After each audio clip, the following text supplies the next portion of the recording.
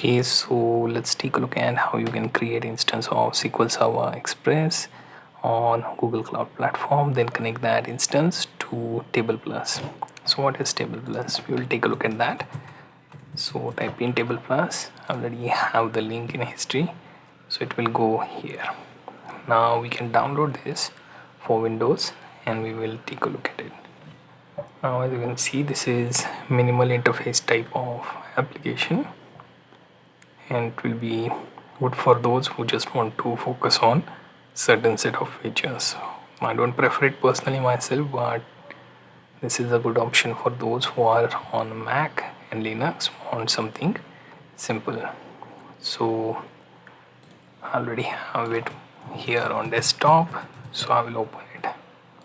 So once open, you can see how it looks. So looks pretty minimal. Right click on it, new, and you will find the SQL Server option, Microsoft SQL Server. So we'll be going to connect to this.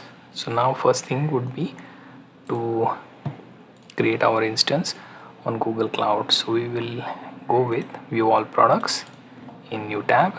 Here within new tab you will see all the products, and we will be checking the databases from the left hand sidebar. Right now here you will notice that you have like database, right? And here you can see I can specifically check for SQL, which is Cloud SQL, right? And if you notice that, it will have instance page that looks like this. So I already have one Express instance of SQL Server, and I will show you how to create one from scratch. So click create instance. So here you will be given a choice to choose from these three: MySQL, PostgreSQL, SQL Server. Click choose SQL Server, and here you will be presented again with options from the left and summary to the right. So here we will first take a look at instance ID. Here I will add instance name as say DevSQL or DevSQL Server. Second is your password. In case of password, you will notice that you may also generate the same, and your default username will be SQL Server. Now here you also have option to choose database version from Express Web Standard Enterprise for 2017 or 2019 option. Next is choosing configuration to start with production or development. In case of production, I assume you will be going with your migration or existing enterprise or small business data. But if not, then go with development option, which is basically your test database also, right? So you will be going with small specs. Next is choosing the region and zone. So let's assume that I am in Asia, so I will pick the zone which is in Asia. Notice this icon, green icon, which is for low carbon emission data center. So you can pick them if you want. It is mostly in Europe and some areas of US, but rest of the regions don't have that. So I pick the data center close to me, then I will pick the zone which is single or multiple, and in case of single zone I will have limited issues to worry about. Then comes multiple zone, right? So in single zone we have limited data center zones to choose from, right? So I will pick any, and there is no specific preference there. Now once you go past this, we will customize entire instance, so our summary will reflect that new change. So first being machine type, I will choose the machine type where CPUs are low and memory high. So 2 CPU 8 GB memory is my first machine setting. Then multi-threading is disabled considering I have SQL Server Express selected. Then comes storage, where you have SSD storage and 20 GB as capacity. Next is increasing the storage with incremental option. Then comes advanced encryption, where you can see Google Manage encryption key option, right? Then comes your connections, public and private. You can choose. Public is what you choose when you don't have specific set of IPs within your organization. So in my case, let's say I'm working remotely, I will choose all the IP ranges within all. So I will type in 0, 0, 0 and 0, then /0. Click done, then move on to authentication. Currently we don't have Active Directory domain, so we will be using SQL login. In SQL login, we will just use our SQL Server as username and password. Then comes data protection, where we have automatic backups from certain time slots. Then you have point in time recovery option and also deletion protection option, right? Then comes maintenance option, where you can pick maintenance window for particular day of the week, also any letter earlier as order of update. There is also flag and parameter option that you can select, and where you can see default collation and time zone, right? So apart from that, we are pretty much set. No need to enable disable audit logging for test database, so I will skip that.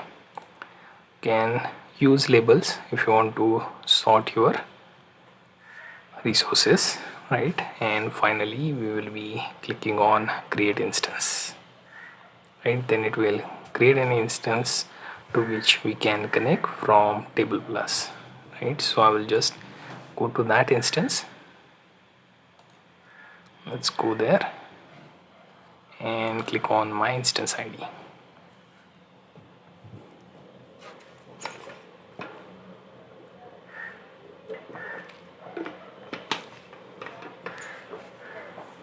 Now here you see your public IP address, CPU utilization. Let's copy the public IP address. Let's go to connection next, and within connection tab you will find security and networking option. In security tab you will have option to enable SSL connection and download the certificate, right? In networking tab you will have range of IP address option that we just did earlier while setting up instance. So I have that part enabled. Now everything said and done, we got our public IP address. We will use that on TablePlus. So let's open it here. New new SQL Server, and here I have dev SQL Server. Then host, I will paste the IP address here. Then user SQL Server. Then password we will paste. Now let me paste the password. Then comes the database part, and from here let's see if it connects. Connection is okay. Now I can connect and it should open a new window.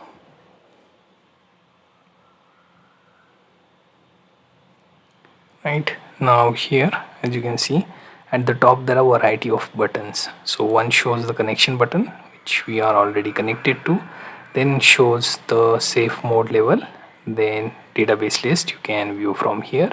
I'll be opening the specific database from here, which is MyDB. See open.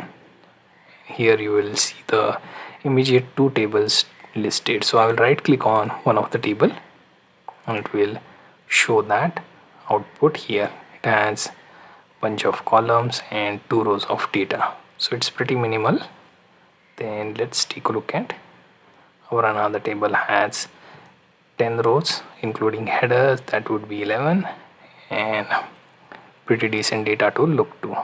If you have multiple tables, they will be open in tab like this. If you want to access menu, it's on the right, so you can explore that further as well.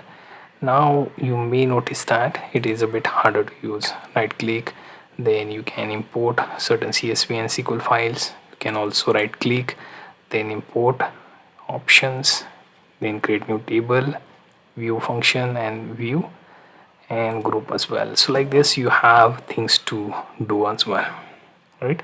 Now in SQL editor you will find that here I can run some query. So if I use select all from cdbo dot people and then semicolon and run that, should show us the people table here. So I can run the query to the database operation all from our TablePlus. So you get the idea how to use your TablePlus, make connection with Google Cloud, SQL Server, Express instance.